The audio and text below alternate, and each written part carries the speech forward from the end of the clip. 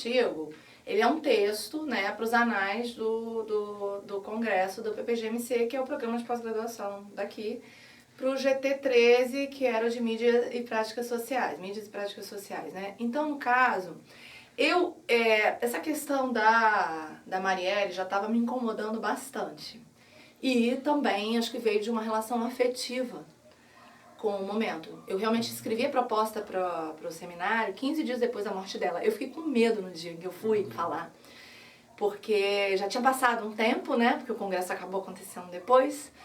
Mas na hora foi muito legal. As discussões que a gente levantou ali foram muito boas, me alimentaram e aí me deu vontade de fechar o texto para amarrar o raciocínio sobre o tema. Tem um pequeno ponto em comum, tá? Não tanto com os artigos, mas com a minha tese. A minha tese foi sobre Madame Satã também. Então, por exemplo, provavelmente vocês pegaram alguns artigos que foram publicados em que eu privilegiei mais a parte do filme, a parte artística, que é o da voz do corpo negro. Mas dentro do meu trabalho tem uma parte que sempre me interessou muito, que é essa questão da identidade. Eles têm um certo cruzamento, tá? Inclusive, na hora que vocês foram me perguntar, foi até curioso, que ele falou isso, sabe? Porque dois personagens, Madame Satã e Marielle Franco, de alguma forma são personagens emblemáticos de períodos diferentes. E aí isso é muito curioso, porque isso acabou acontecendo com a Marielle. Quando eu fui analisar lá o Madame Satã, eu falei de um tempo passado.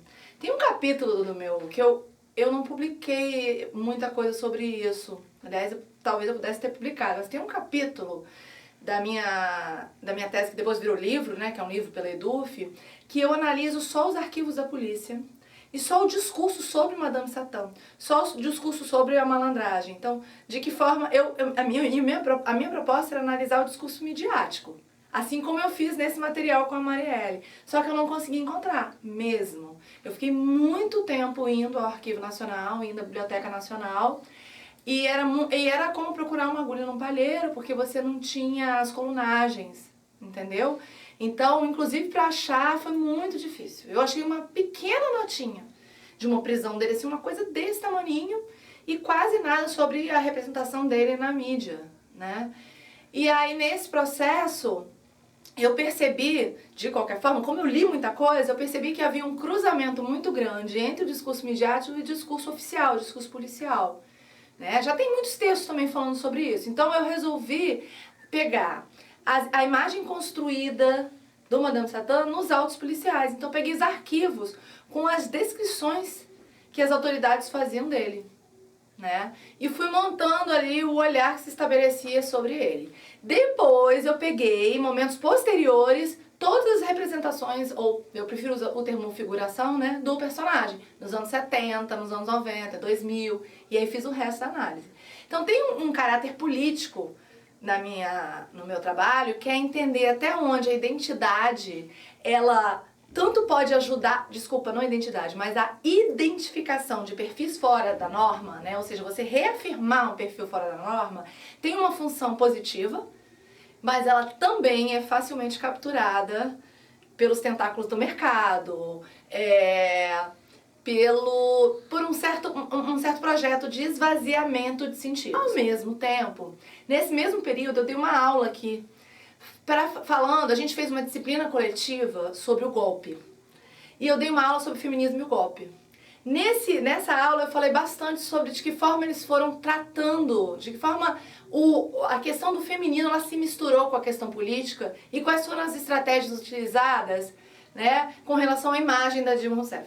Então então estou no momento de querer retomar o discurso do feminismo, que foi minha pesquisa de mestrado há muitos anos. Eu parei um pouco de trabalhar com a questão do feminismo.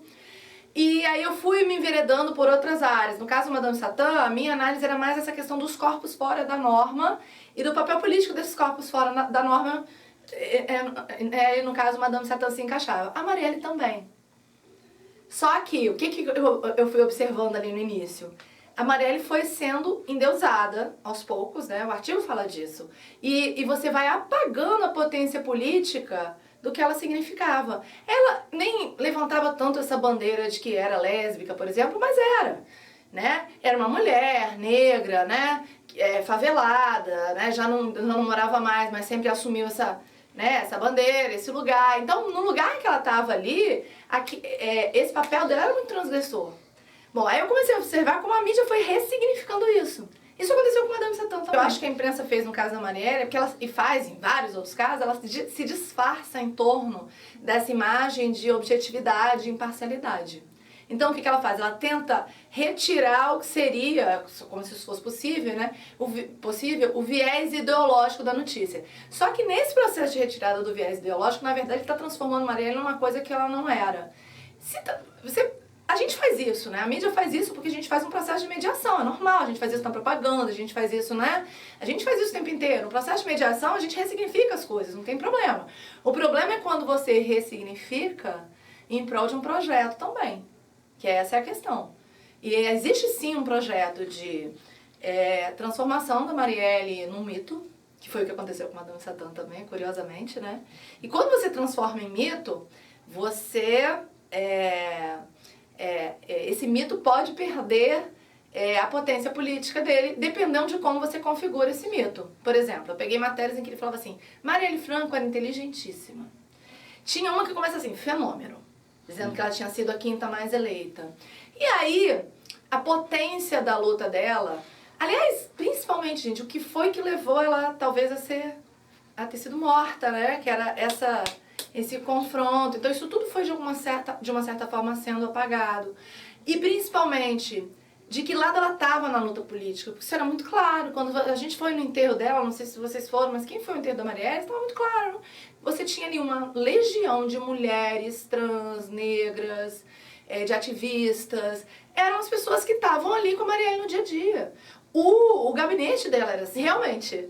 Quando a gente está conversando aqui, parece que quando eu estou falando da Marielle, eu estou falando de uma realidade. Porque como é muito recente, parece ser ela mais viva. Mas por que falar da Marielle nos jornais tá mais próximo da realidade do que o artístico com relação a Madame Satã, por exemplo? Entendeu? Porque provavelmente o que vai acontecer daqui a pouco, a gente vai ter peças de teatro sobre a Marielle, a gente já tem... vai ter filmes sobre a Marielle, e aí ela vai entrar num outro momento, num outro registro. Por enquanto a gente ainda está com uma ferida muito grande da morte, então o processo ele é esse, mas o processo de construção do mito ele vai passando por aí. E isso aconteceu com ele. Eu não sei exatamente dizer quem foi Madame Satã.